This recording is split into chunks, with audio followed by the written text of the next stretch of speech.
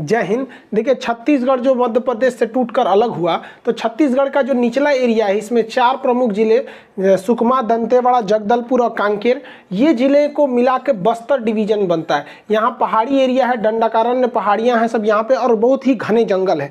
इन घने जंगलों में अप्रैल से जून का महीना जो पतझड़ का महीना होता है, तो इसमें पेड़ पौधों की पत्तियाँ गिर जाती हैं, जिससे हमारे CRPF, कोबरा कमांडो जो आगे डिस्ट्रिक्ट फोर्स है, उनकी मूवमेंट पर नक्सली नज़र रख सकते हैं और उन्हीं पर अचानक हमले करते हैं। इस बार भी ऐसा ही हुआ। हमेशा से पतझड़ के मौसम में उनके हमले बढ़ जाते हैं और इसमें 22 जवान शहीद हो गए, बहुत जख्मी हो गए थे।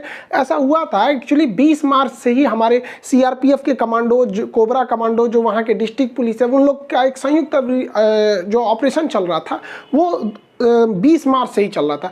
इसी में हमारे सैनिक जाते थे। एक्चुअली होता क्या है कि हमारे जो सैनिक होते हैं या कोबरा कमांडो, वो अटैक कब करते हैं सब, जब उन्हें सूचना मिलती है अपने मुखबिरों के द्वारा, या फिर वो रेडियो जो कम्युनिकेशन होता है उन्हें इंटरसेप्ट कर लेते हैं। तो रेडियो पे ही नक्सली भी बात करते हैं, ये लोग भी बात करते हैं, कभी कभी इंटरसेप्ट कर लेते हैं, तो उनकी सूचना मिल जाती है। तो हमारे कमांडो जो उन पर गए थे छापा मारने, बट वहाँ कोई मिला नहीं। तो लौटने के वक्त में इन लोग को ड्रोन जो थे, इनका जो ड्रोन होता है भारतीय, जो भारत के पास कोई भी ड्रोन अभी हमलावर ड्रोन नहीं है। हमलावर ड्रोन की अभी डीलिंग हो रही है, हो जाएगा तब होगा। तो उस पर इन लोग को खबर आने लगा कि भाई नक्सली इन्हें चारों ओर से घेर रहे हैं। वो यू शेप में इन्हें घेर रहे थे नक्सली, इन्हें चारों दिशा से। तो हमारे जो कमांडोज थे वो फंसते जा रहे थे सब। इन्हीं में से अचानक जब हो गया तो इन्होंने अम्बुश लगा दिया। अम्बुश क्या होता है? टेक्निकल वर्ड होता है। जिस तरह से किसी जगह पे जासूसी करने को फौज में टेक्निकल भाषा में पेट्रोलिंग करते हैं, उसी तरह अचानक हमला करने को अम्बुश कहते हैं। और यह हमला बहुत खतरनाक था। इसमें 2 खतरनाक हथियारों का यूज किया गया। आरपीजी होता है, रॉकेट प्रोपेल्ड ग्रेनेड होता है, और अंडर ग्रेनेड लॉन्चर होता है। वो इनडायरेक्ट फायर करते हैं। इन्हें फायर करना भी आसान होता है। पहले क्या था, इनका रेंज 400 मीटर है, तो 400 मीटर गोली से अगर गोली मारेंगे तो 400 मीटर जो निशाने पे आएगा वही लगेगा। बट ये जहां जाता है 400 मीटर तो वहां जाता है, उसके बाद ब्लास्ट करता है। तो 11 मीटर के दायरे में तो जो रहेगा वो डायरेक्ट हिट करेगा। उसके बाद भी इसके स्प्लेंडर यानी इसके जो बाहर के छर्रे होते हैं उससे जख्मी हो जाता है कई सैनिक। तो इसका प्रयोग किया गया, यही सबसे ज्यादा घातक पहुंचाया इस हमले में।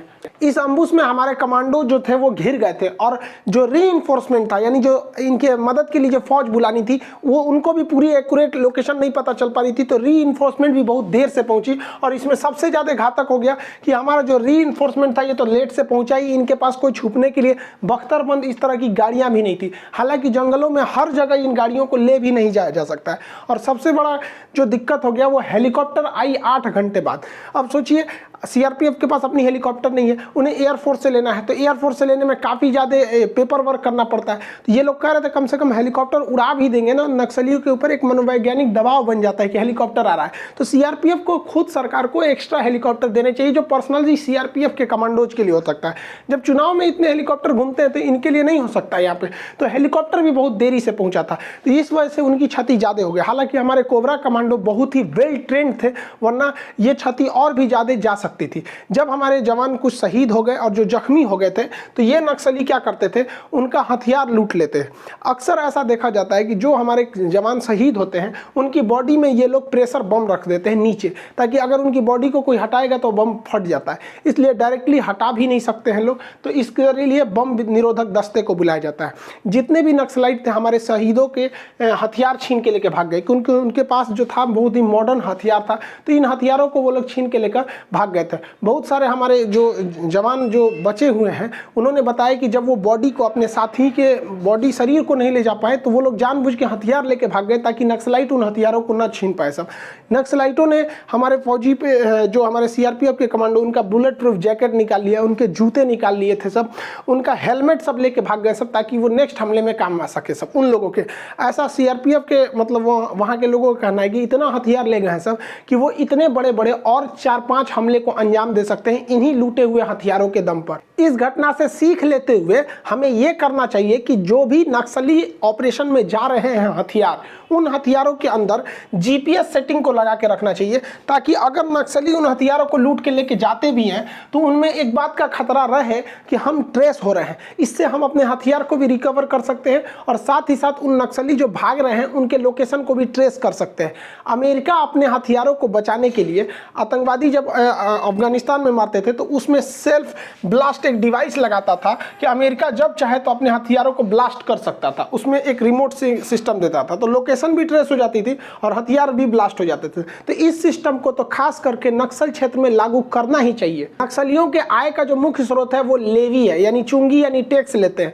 वहां कोई भी फैक्ट्री रहेगी, कोई भी कंस्ट्रक्शन का काम होगा तो उसका 10% वो लोग टैक्स लेते ही लेते हैं, वरना वो आग उग लगा देते हैं, यहाँ जाके जेसीबी जला देंगे सब। वहाँ जितने टेम्पो स्टैंड है या जो भी गाड़ियाँ जाती हैं उस रूट से वो लोग बाकायदा बांस लगा देते हैं, टोल टैक्स वसूलते हैं 10%। यहाँ सवारी के हिसाब से अलग अलग उनका रेट होता है। और उनके पास जो मुख्य हथियार होते हैं वो तो देसी हथियार होते हैं, इनके ज़्यादा रेंज नहीं होते, लेकिन वो हमारे ही सैनिकों के हथियार को लूट के लेके गए रहते हैं, जो उनका मुख्य हथियार बन जाता है, जिसमें यूबीजीएल जो अंडर बैरेट ग्रेनेड लॉन्चर है या फिर AK-47 या इंसास राइफल है, ये जो घातक हथियार है वो हमारे ही कमांडोज के हैं सब। तो इससे सरकार को भी थोड़ा सा सजग रहने की जरूरत है। नक्सली जंगल में टेंट लगा के सोते हैं, उनका कोई फिक्स ठिकाना नहीं होता, वो किसी एक जगह पे 1 से 2 दिन ही रुकते हैं सब।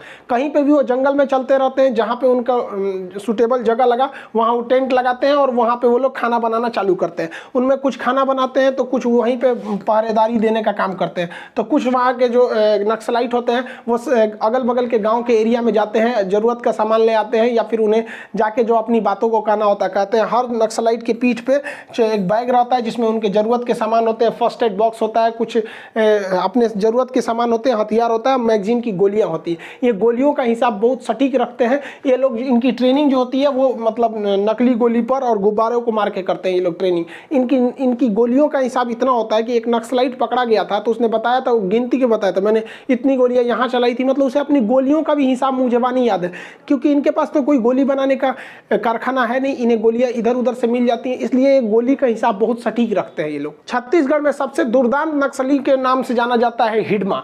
हिडमा जो है वो यहाँ का बहुत ही खतरनाक है। उसने People's Liberation guerrilla army, guerrilla उसे कहते हैं जो छापामार लड़ाई करते हैं, मतलब जंगल में छुप गए, अचानक निकले, 10-15 को मारे फिर भाग गए, मतलब इनका कोई फिक्स टारगेट नहीं रहता है, मतलब जैसे मौका मिला उस तरह से ये लोग हमला करते हैं। इसका बटालियन 1 का ये हिडमा कमांडर कहा जाता है। इसके ऊपर सरकार ने 40 लाख रुपए का इनाम रखा। ये 90 के दशक में नक्सली आंदोलन में शामिल हुआ था। यह इतना खतरनाक है कि इसके 4 किलोमीटर के दायरे में नक्सली इसकी सुरक्षा घेरा लगा के रखते हैं। जहां ये रहता है उसके 2 किलोमीटर एक नक्सलियों का घेरा रहता है जो आम नागरिक के भेष में रहते हैं। उसके अंदर 2 किलोमीटर के अंदर में हथियार बंद रहते हैं, फिर 600 मीटर के अंदर में रहते हैं। और जहां ये रहता है हिडमा, वहां पे इसकी सुरक्षा इतनी जबरदस्त है कि पिछले 15 साल से हिडमा का कोई नया फोटो नहीं है। नक्सलाइट ये इतना खतरनाक है कि हमारे सुरक्षा बल इसे पहचानते तक नहीं है। कहीं भी देखेंगे तो इसका यही पुराना वाला फोटो आता है यहाँ पर। इतनी इसकी सिक्योरिटी टाइट रखी गई है। यही जिम्मेदार है, चाहे वो 13 का हमला हो, 17, 19, 20, 21, हमेशा वहाँ पे ये लगातार हमला करते रह रहा है हिडमा। और इसने जो एक हमारे जो सिपाही जो कमांडो कोबरा थे उन्हें गिरफ्तार किया था तो उन्होंने इसको रिहा किया गया। हालांकि जो मीडिया में खबर है कि रिहा करने के बदले उसने शर्त रखा है कि ये अपने परिवार के साथ जाएंगे और एक फोटो इन्हें भेजेंगे। लेकिन वहाँ के स्थानीय लोगों का कहना है कि ये जो रिहाई किया गया है इसके बदले में उसने कुंजन सिक्का नामक एक नक्सली की रिहाई के बदले में इन्हें रिहा किया। ये वहाँ के लोकल लोगों का कहना है, क्योंकि यहाँ पर बहुत सारे लोकल वगैरह जो है उनसे हमारी 1-2 लोगों से बात हुई तो उन लोगों ने ऐसा बताया था। हालांकि जो सरकार की ओर से मध्यस्थता किया था, मतलब नक्सलाइट और सरकार के बीच में जो मध्यस्थता करने का काम किया था वह धर्मपाल सैनी ने किया था। ये विनोबा भावे के शिष्य हैं, इन्हें बस्तर का गांधी भी कहा जाता है। इन्होंने ही मध्यस्थता किया था और नक्सलाइटों ने जनता अदालत लगाई थी, वहाँ हजारों लोग गाँव वालों की उपस्थिति में इनको रिहा किया गया था। नक्सलियों ने वहाँ के लोकल पत्रकारों को धमकी दिया था कि जब तक हम इन्हें यहाँ लाएंगे नहीं तब तक कोई फोटो नहीं खींच सकता है। इसलिए किसी भी न्यूज़ चैनल पर देखेंगे तो आपको एक ही फोटो दिखाया जाएगा कि जब इन्हें वो रस्सियों से खोल रहे हैं। ये नहीं दिखाया जाएगा कि कहाँ से लेके आए और फिर इन्हें छोड़ने के बाद कहाँ चले गए। नक्सली एक एक पत्रकार के बहुत गहन नजर रख रहे थे। नक्सलियों की सबसे बड़ी ताकत होती है ग्रामीणों का सपोर्ट और उनकी खुफिया जानकारी। इनके पास खुफिया जानकारी बहुत ज़्यादा रहती है। ये जो होते हैं ग्रामीणों से बहुत ज़्यादा अटैच में रहते हैं। नक्सलियों की पृष्ठभूमि को देखते हैं आखिर ये नक्सल शुरू कब हुआ। 60 के दशक में भारत में किसानों की दुर्दशा बहुत ही दयनीय हो गई थी। भारत में जो बाल मजदूर हैं, बेरोजगारी की समस्या अपने चरम सीमा पर थी और इसी सब के बीच में जो कॉन्ट्रैक्टर थे वो गरीब मजदूरों पे बहुत ज़्यादा अत्याचार करते थे। इसी सिलसिले में 2 प्रमुख कम्युनिस्ट विचारधारा के, कम्युनिस्ट पार्टी के 2 प्रमुख नेता थे, कानू सन्याल और चारू मजुमदार। इन लोगों ने 1967 में इस आंदोलन को उग्र रूप दे दिया और जैसे ही इन लोगों ने उग्र रूप दिया ये बहुत विकराल रूप लेता गया और ये दार्जिलिंग, पश्चिम बंगाल के दार्जिलिंग जिला है, उस दार्जिलिंग जिला में एक गांव है नक्सलबाड़ी, वहां से यह उग्र आंदोलन चालू हुआ था। यह आंदोलन केवल और केवल भ्रष्टाचार के खिलाफ था, भारत में जो असमानता हो रही थी उसके खिलाफ था। वर्तमान में नक्सल आंदोलन जो है यह कम्युनिस्ट का ही एक रोल है, यह अपने खुद के रास्ते से भटक गया है। लेकिन इसकी एक ही है कि भैया ये सरकार के साथ ये कहते हैं कि समानता का भाव रखें। भारत में असमानता किस तरह है, आप बस इस बात से अंदाजा लगाइए कि भारत में एक और तो इतने अमीर लोग हैं कि टोटल भारत का 73% पैसा केवल 1% लोगों के पास है। यानी भारत के केवल 1% ऐसी आबादी है जो कुल पैसे का 73% उन्हीं के पास रहती है। उनके पास हर सुख सुविधाएं हैं, ये भारत का ही सीन है। उनको छुट्टियां मनाने के लिए है, एक से एक रेस्टोरेंट है, पैसा है, बहुत है। लेकिन यही वो भारत है जहां एक तरफ इतनी भयानक गरीबी है जिसका कोई हद नहीं। इसी के खिलाफ लड़ाई है नक्सल की लड़ाई, और ये लड़ाई बहुत आगे चली गई। और किसानों को अपने फेवर में ले लेते हैं। अब किसानों की भारत में सुनने वाला है कौन? महाराष्ट्र के नागपुर से हजारों किसान जो थे वो दिल्ली की यात्रा के लिए कूच कर गए। लेकिन हमारे न्यूज चैनल पे बैठे बिस्कन्याओं को तो ये समझ में आया नहीं, ये कोई मीडिया नहीं बना। लेकिन वही कोई बॉलीवुड की सेलिब्रिटी कुछ बोल देगा तो उसको बहुत ज़्यादा दिया जाएगा तवज्जो। आप देखेंगे यही हाल हो गया दिल्ली बॉर्डर पे, जो सिंघू बॉर्डर, गाजीपुर बॉर्डर, यहाँ जो किसानों का था वो अजीब सिचुएशन में रह गया है। मतलब अब उसे कोई कवरेज ही नहीं दे रहा है, ना ही कोई उसे सीरियस ले रहा है। ये एक समस्या है यहाँ पर। अब नक्सलाइटों को ऐसी ही चीज़ों में एक बहाना मिल जाता है कि देखो भैया सरकार तो तुम्हारा कोई सुन नहीं रहा है, इससे अच्छा तुम हमारे जनता दिन अदालत में आ जाओ, यानी जनता की अदालत में। तो नक्सलाइट लोगों को समझाने में मतलब कामयाब हो जाते हैं ऐसी घटनाओं को देखते हुए। तो ये नक्सलाइटों को जनता के बीच में पकड़ बनाने का एक मौका दे देती है। हालांकि ऐसा नहीं है कि नक्सलाइटों के खिलाफ सरकार ने कुछ कदम नहीं उठाए हैं। जो भी सरकार है पिछले से लेकर अभी तक में कुछ ना कुछ कदम अच्छे उठाए ही हैं। 2008 की बात करेंगे तो भारत में 233 जिले थे जो नक्सल प्रभावित थे। वर्तमान में समय में लगभग 90 जिले हैं जो नक्सल प्रभावित हैं, यानी टोटल 11 राज्य के 90 जिले नक्सल प्रभावित हैं। तो इसमें एक अच्छी बात यह है कि नक्सलाइटों की संख्या घट भी रही है, लेकिन कुछ गलत बात यह है कि कुछ ऐसे भी जिले हैं जहां पहले नक्सल समस्या नहीं थी, अब वहां भी नक्सलों को देखा जा रहा है। इसमें मुख्य रूप से जो जिले राज्य आते हैं पश्चिम बंगाल, झारखंड, बिहार, उड़ीसा, छत्तीसगढ़, ये मुख्य रूप से प्रभावित है। इसके अलावा भी टोटल 11 राज्य हैं यहाँ पर जहाँ जहाँ नक्सली होते हैं उस एरिया को रेड कॉरिडोर के नाम से जाना जाता है। तो ये अब एक अर्बन नक्सल शब्द आया है। वो अर्बन नक्सल का मतलब होता है वैचारिक रूप से, जैसे ये यहाँ पे तो हथियार रूप से ये लोग लड़ाई करने लगते हैं, तो वहाँ वैचारिक एक इन लोग को सपोर्ट मिल जाता है कि सहानुभूति के तौर पे कि मतलब गवर्नमेंट अगर गरीबी नहीं दूर करेगी तो ये भी एक तरह से कहिएगा कि अगर असमानता नहीं रहेगी तो ये बस्तर वगैरह वाले एरिया में बहुत ज़्यादा असमानता है। अब ये नक्सल समस्या कितना खतरनाक है, जब मनमोहन सिंह प्रधानमंत्री थे तो उन्होंने कहा था कि देश के लिए सबसे बड़ी चुनौती नक्सल समस्या है।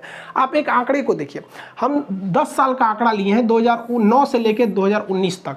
ये 10 साल में 2009 से 2014 तक मनमोहन सिंह प्रधानमंत्री थे और 14 से लेकर 19 तक मोदी जी थे, लेकिन दोनों के एक एक कार्यकाल को हमने इसमें शामिल किया है। इन 10 सालों में जो नागरिकों की मौत हुई है वो नक्सली हमले में 2191 नागरिकों की मौत हुई है नक्सली हमले में, जबकि कश्मीर में जो आतंकवादियों से हमला हुआ है वो केवल उसमें 384 नागरिकों की जान गई है।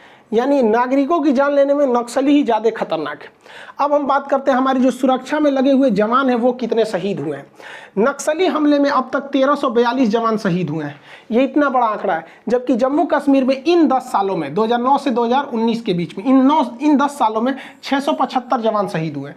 यानी यहाँ से देखेंगे तो दोगुना नक्सलियों के मुठभेड़ में हमारे जवान शहीद हो रहे हैं। बात करते हैं हमलों की, तो नक्सलियों ने इन 10 सालों के बीच में 2045 हमले किए हैं, जबकि जम्मू कश्मीर में जबकि उसको पाकिस्तान का खुलेआम समर्थन है वहाँ 1850 है। अगर आप देखेंगे तो नक्सली जिसे आप इग्नोर कर रहे हैं किसी भी तौर पे अगर देखेंगे तो हमारे यहाँ पे टॉप प्रायोरिटी लिस्ट में भी नक्सली समस्या नहीं है। अगर हमले ना हो नक्सली के इतने बड़े बड़े तो लोग भूल जाएंगे भारत में नक्सली समस्या भी है, जबकि आप रियलिटी देखिए जम्मू कश्मीर से ज़्यादा खतरनाक यहाँ पर हो रहा है। लेकिन इसे मीडिया उतना तवज्जो नहीं देती है जो उनको और आगे बढ़ने के लिए हौसले दे देते हैं। ये नक्सली हमला बंगाल चुनाव में कहीं ना कहीं धूमिल पड़ता दिख रहा है। हमारे ओर से भी कुछ गलतियां हुई थी जो कि नक्सली हमलों को बढ़ावा दे दिया। 2005 से पहले नक्सली बहुत कुछ ज़्यादा हमला नहीं करते थे। लेकिन 2005 में महेंद्र कर्मा नामक एक नेता थे, ये पहले बीजेपी में थे, फिर आके कांग्रेस में आ गए, कांग्रेस में भी ये बहुत बड़े पद पर भी थे। तो ये 2005 में इन्होंने एक आंदोलन चालू किया, सलवा जुडूम। सलवा जुडूम के तहत इन्होंने ग्रामीणों को हथियार दे दिया। 15-16 साल लड़के, 18-18 साल के लड़कों को इन्होंने हथियार थमा दिया और जहां नक्सलाइट मिले वहां मार दो। अब आप बताओ भाई, अगर आप 18 से 20 साल के लड़कों को हथियार दे दो तो नक्सलाइट को ज़्यादा मारेंगे कि अपनी पुरानी रंजिश निकालने लगेंगे? तो ऐसा कई बार देखा गया कि ये नक्सलाइटों को तो मारते थे, नो डाउट ये बात सही है कि सलवा जुडूम में बहुत सारे नक्सलियों को भी मारा गया, लेकिन ये लोग अपनी पुरानी रंजिश में किसी से दुश्मनी है उसे जाके मार दिए।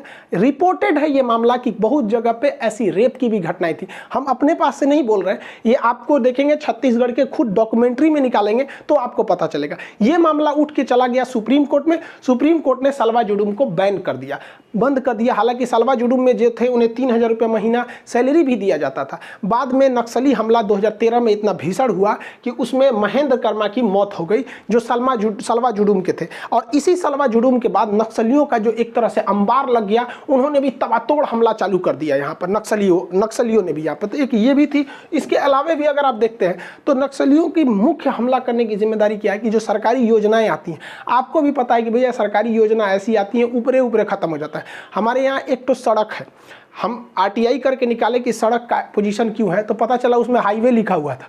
मतलब ऐसा सड़क है कि 2 गाड़ी आमने सामने आ जाती है तो एक को रुकना पड़ता है तब क्रॉस करती है। अब पेपर वर्क पे वह हाईवे है। इतना खतरनाक करप्शन होता है। तो सरकारी योजनाओं में दो धांधली होती है। आदिवासी तो अपने उतना पढ़े लिखे नहीं होते हैं, वो पौराणिक मतलब मान्यताओं को अभी भी लेकर है, तो उनका जो शोषण होता है ये दिखाते हैं नक्सली उन लोगों के लिए। जो ठेकेदार होते हैं उल्टा सीधा सड़क बना देते हैं इनके खिलाफ। मीडिया इसमें नक्सलियों के लिए भी हो जाती है। मीडिया अपनी टीआरपी बढ़ाने के लिए, अपने को दिखाने के लिए, जब भी कभी कमांडो ऑपरेशन होता है या कुछ होता है तो मीडिया बढ़ चढ़ के दिखाने लगती है, ये देखिए हमारे कमांडो जा रहे हैं, इसका मतलब कोई बड़ा कार्रवाई होने वाला है। इसी में वो लोग भाग जाते हैं। वहाँ पर पत्रकारों को, वहाँ पर लोकल पत्रकार भी इसमें बहुत गलत भूमिका निभाते हैं, सब हमारी सूचनाओं को लीक करने के लिए यहाँ पर। और जो भारत में करप्शन है, अगर केंद्र सरकार नक्सलियों को के प्रभाव से छुड़ाने के लिए आदिवासी इलाका में अगर स्कूल बनाती है तो साले सब ऐसा स्कूल बनाएंगे, सब ठेकेदार सबकी 2 महीना में गिर जाएगा स्कूल वहाँ पर। तो करप्शन लेवल जानबे करते हैं हम लोग। करप्शन को ख़त्म करने में हम लोग 86 रैंकिंग पर है। हद है भैया करप्शन हम लोग के यहाँ पे। हर चीज़ में भैया हमारे यहाँ पॉलिटिक्स। ये सरकार कहेगी कि हमारे यहाँ कम हमले हुए, ये कहेगी हमारे यहाँ कम हमले हुए। इतना भयानक इंडिया में पॉलिटिक्स है कि हम अभी आपको जो बता रहे थे इसमें हमने दोनों सरकार को शामिल किया था। 5 साल मनमोहन सिंह का भी, 5 साल मोदी जी का भी, क्योंकि फिर हमरा खींचने लगेगा सब वहाँ पे। तो ये हो गया इंडिया में पॉलिटिक्स। मतलब आप कुछ भी कीजिएगा ना तो आपको कहीं ना कहीं से ले जाके आपको पॉलिटिक्स में जोड़ देगा सब। वो कहेगा कि हमारी सरकार में, भैया तो जो सेना की है या जो सीआरपीएफ की है उनको श्रेय जाना चाहिए मुख्य रूप से। अब जो नक्सली हैं, बहुत से लोग नक्सली में चले जाते हैं तो उसको छोड़कर, वो नक्सली को छोड़कर अपने हथियार को ले आके सरेंडर करते हैं। तो सरकार तो वादे बहुत बड़े बड़े कर देती है कि हम आपको पुनर्विकास के लिए घर देंगे, आपको नौकरी देंगे, आप हथियार जमा करके मुख्य धारा में मिलिए। तो लोग मिल भी जाते हैं, लेकिन ये सारी चीज़ें पेपर पे ही रह जाती है। ऑन रिकॉर्डेड है कि केवल 30% लोगों को पुनर्वास मिला है। अभी भी 70% जो नक्सलाइट छोड़कर आए हैं, अब बेचारों को उनके लिए दिक्कत ये है, सरकार उनका सुन नहीं रही है और अब नक्सलाइट उनको खोज रहे हैं कि तू भाग के गया है, मार डालेंगे तुमको यहाँ पर। तो ये एक समस्या है। आप इनको तो छोड़िए भाई साहब, पुलवामा में जो शहीद हुए हैं लोग ना, उनके बहुत सारे ऐसे लोग आपको मिल जाएंगे न्यूज़ पे कि उनको कुछ नहीं मिल पाया। जो वहाँ शहीद हो रहे हैं उनको मिल ही नहीं रहा है। तो ये नक्सल छोड़ के आए, इनको कौन उतना ध्यान से देता है यहाँ पर। इसके बाद भी क्या होता है कि जो नक्सली छोड़ कर आते हैं, बहुत बार जो वहाँ डिस्ट्रिक्ट गार्ड पुलिस है वो क्या करती है, उन्हीं नक्सलिटों को फिर से हथियार देकर पुलिस में शामिल कर देती है और अग्रिम पीढ़ी में उसको रख देते हैं सब। अब वो सोचते हैं कि भाई हम वो बलि का बकरा बना रहे हैं। तो कई बार ऐसा भी हुआ है, ये रियल घटना है कि नक्सली छोड़कर मुख्य धारा में आए थे, लेकिन यहाँ उतनी सुविधाएं जो सरकार ने कहा था नहीं मिल पाया, तो फिर लड़ाई पे भी गए। अब पुलिस के साथ लड़ रहे थे और बीच में जाके वो नक्सलियों से मिल गए, तो ये बहुत घातक हो गया। तो हमारे सामने इन नक्सली जो समर्पण कर रहे हैं ना, उनके प्रति हमारे लिए सांप छछूंदर का स्थिति है। हम 100% बिलीव करें तो कैसे करें? आप खुद सोच सकते हैं 100% हम आंख बंद करके बिलीव उन पर कर नहीं सकते। हालांकि नक्सलियों की समस्या को समाधान करने के लिए सरकार ने बहुत बड़े बड़े कदम उठाए। राजनाथ सिंह ने समाधान योजनाओं को चालू किया। ये समाधान योजना 8 सूत्री कार्यक्रम है, जिसके तहत वहां पर स्मार्ट लीडरशिप को देना है, एग्रेसिव स्ट्रेटजी अपनानी है, ट्रेनिंग देना है, सर्विलांस को रखना है, ये सारी चीज़ों को करना है। इसी के तहत वहाँ पे अच्छी सड़कें बनाई जा रही हैं, कनेक्टिविटी के लिए पुल बनाया जा रहा है। अब नक्सली क्या करते हैं, इन्हें तोड़ देते हैं, तो जनता का मतलब जो लगाव है नक्सलियों के प्रति वो भी टूट रहा है कि भैया ये सड़क तो हमारे लिए, पुल तो हमारे लिए। वहाँ पे ट्रांसमिशन लाइन, बिजली की सुविधा, मोबाइल टावर ज़्यादा से ज़्यादा उपलब्ध कराया जा रहा है ताकि वो लोग मुख्य धारा में मिल सके और नक्सलियों से दूरी बना सके। यहाँ पर सरकार ने भी वहाँ पर स्कूल खोले हैं, हॉस्पिटल खोले हैं। अब नक्सलाइट कहते हैं वहाँ मत जाओ, सरकार को भी करना चाहिए। जिस तरह से एक मतलब हम लोगों ने वैक्सीन लगाने के लिए एक उम्र की श्रेणी बनाई है ना कि 45 से 60 वालों को, 60 से ऊपर वालों को, जितने विदेशों में हमने वैक्सीन मतलब निर्यात किया है वहाँ पे, अगर उससे कुछ ही वैक्सीन की मात्रा में हम लोग आदिवासियों को वैक्सीनेशन कर सकते हैं, इससे कि हम उनका दिल जीत सकते हैं कि देखो भैया भारत में एक ऐसी भी स्कीम है कि नहीं आदिवासियों को भी वैक्सीन लगेगी। तो इससे क्या है कि उनका एफेक्शन तोड़ना है, नक्सलियों के प्रति उनका जो स्नेह है उसे तोड़ना है कि नहीं सरकार हमारा भी ख्याल रख रही है। नक्सलाइटों को तो वैक्सीन उनके पास कहाँ से आएगा, तो सरकार इन्हें भी दे सकती है। हालांकि हमारा संविधान जिस हिसाब से लिख कर गया है इसमें नक्सली समस्या कभी उभरने ही नहीं देता। संविधान के कॉन्स्टिट्यूशन का जो 5वीं अनुसूची है, 5वीं अनुसूची में SC ST यानी जनजातियों के लिए कहा गया है कि एक अलग से ट्राइबल एडवाइजरी कमेटी बनाई जाएगी। यह कमेटी पंचायती राज की तरह ही लागू होगा, लेकिन वो अपने क्षेत्र की स्थितियों के हिसाब से नियम कानून बना सकता है। अब आदिवासियों का रहन सहन, पहनावा वो अलग होता है, उन्हें आप भारत की मुख्य भूमि से या मुख्य कल्चर से जोड़ के देखेंगे तो उतना सुटेबल नहीं हो पाएगा, इसलिए आप उसका पूरी तरह से सुटेबल समाधान भी नहीं कर सकते। तो भारत सरकार को भी इमीडिएटली सख्ती से अनुसूची 5 को लागू करना चाहिए जिससे कि ये समस्या का त्वरित समाधान हो सके। लेकिन बैकडोर से सख्ती भी जरूरी है। हमारे CRPF के लिए भी स्पेशली हेलीकॉप्टर्स होने चाहिए ताकि वो वहां से अटैक कर सके जंगल में। हालांकि हर जगह हेलीकॉप्टर सक्सेस नहीं होंगे, जहां घने जंगल है वहां नहीं होंगे, लेकिन हाँ मनोवैज्ञानिक दबाव वहां पे जरूर बनेगा। उनके मूवमेंट पे हम नजर रख सकते हैं, बहुत लंबी दूर पे नहीं भाग सकते वहां पर। और हेलीकॉप्टर्स में जो गन लगे होते हैं इनका रेंज ज्यादा होता है, ये काफी हाइट पे उड़ते हैं, यानी ये एक जगह खड़े भी रहेंगे तो नक्सली उन्हें मार नहीं सकते क्योंकि नक्सलियों का रेंज 400 मीटर होता है। हेलीकॉप्टर को 1000 मीटर के ऊपर रख दीजिए तो ये मार ही नहीं सकते उनको। स्टिंगर या ईगला मिसाइल से मारेंगे तो फिर सेना आ जाएगी वहां पर, तो ये अपने पैर पे कुल्हाड़ी मार देंगे। वर्तमान में हमारे पास कोई भी हमलावर ड्रोन नहीं है, हमारे पास केवल सर्विलांस ड्रोन है, जो सबसे बड़ा हमारे लिए कमी की बात है। हमें नक्सली ऑपरेशन के लिए ड्रोन की जरूरत है। तालिबान आतंकवादियों को अमेरिका ने बिना जमीन पर उतरे ड्रोन से ही मार के खत्म किया था, तो ये ड्रोन का यूज हमें ज्यादा से ज्यादा करना। बख्तरबंद गाड़ियां, हालांकि बख्तरबंद गाड़ियां हैं हमारे पास लेकिन पर्याप्त संख्या में नहीं है। आप देखिए अगर हमारे पुलवामा में जो सैनिक जा रहे थे अगर वो बख्तरबंद गाड़ी में जाते तो उतना बड़ा ब्लास्ट नहीं होता, लेकिन ये गाड़ियों की भी अपनी सीमा है, जंगल के अंदर ये नहीं घुस सकते हैं वहाँ पर। और इसके और यहाँ पर और रही बात पारा SF कमांडो या जो स्पेशल फोर्सेज है, तो इसके लिए अब कोबरा के साथ साथ स्पेशल कमांडोज को भी लाना चाहिए जो पूरी तरह से वेल ट्रेंड है ऐसे ऑपरेशन को करने के लिए। और अभी जो टेक्नोलॉजी देखिए नक्सलाइट जो है सब वो प्रकृति नेचर का फायदा उठा के छुप रहे हैं, तो उन्हें ढूंढने के लिए हमें टेक्नोलॉजी का फायदा उठाना पड़ेगा। हमारे पास रडार है, हमारे पास थर्मल इमेजिंग कैमरा है, वो कितना भी छुप जाएंगे ना थर्मल इमेजिंग कैमरा उन्हें पकड़ लेगा क्योंकि वो हीट को पकड़ता है, टेम्परेचर को, टेम्परेचर में आराम से पकड़े जाएंगे। वहाँ आप मोशन डिटेक्टिव चिप लगा सकते हैं कि वहाँ कहीं भी हलचल होगा तो बता देगा कि यहाँ पे हलचल हो रहा है इस टाइप का। तो टेक्नोलॉजी का हम जितना ज़्यादा प्रयोग करेंगे नक्सलियों पर हम भारी पड़ेंगे, क्योंकि नक्सली इस तरह के जंगल में घुस जाते हैं। यहाँ आप अगर उनको पैदल पैदल खोजेंगे पता चला कोई एक तो पेड़ पर बैठा है, कोई इधर है कि इधर है, बहुत सारा दिक्कत हो जाएगा। तो हमें क्या है कि अलग अलग जगह पे कहीं कैमरेज वगैरह टेक्नोलॉजी वाली चीज़ों का यूज करेंगे तो ही हम उनसे जीत सकते हैं। वरना हालांकि नक्सलियों को भी देखिए वो जब भी हमला करेंगे तो अप्रैल से जून के महीने में पतझड़ के समय, ताकि उनको भी हमारी सैनिकों के मूवमेंट नहीं दिख पाते हैं सब। और अभी के वक्त में तो जासूसी बहुत ज़्यादा जरूरी है, नक्सलियों की इंटेलिजेंस का होना जरूरी है। हमारे खुद के जवान नक्सलियों में होने चाहिए जो उनके हर एक चीज़ों की सूचना दे सके। तो इस तरह की हमारे पास अगर रहेगा, और ऊपर से सैटेलाइट निगरानी, आजकल सैटेलाइट बहुत एडवांस आ गए हैं, वो जमीन के अंदर क्या है ये पता कर ले रहे हैं, तो ससुरा जंगल में कौन छुपा है ये कैसे नहीं पता चल पाएगा। देखिए दरअसल नक्सलाइट जो है वो कम्युनिस्ट की एक विचारधारा है। जर्मनी के एक फिलोसफर थे कार्ल मार्क्स, इन्होंने तो खुद कभी जीवन में एक गोली नहीं चलाई, लेकिन इनकी लिखी किताब कम्युनिस्ट मैनिफेस्टो ने पूरी दुनिया में गोली चला दी। इन्हीं की विचारधारा को हम कम्युनिस्ट कहते हैं। तो जो मार्क्स की कम्युनिस्ट को मानते हैं उन्हें कहते हैं मार्क्सवादी कम्युनिस्ट। अब रूस में आया एक लेनिन, तो उसने एक अपनी अलग विचारधारा रहा, तो लेनिनिस्ट हो गया।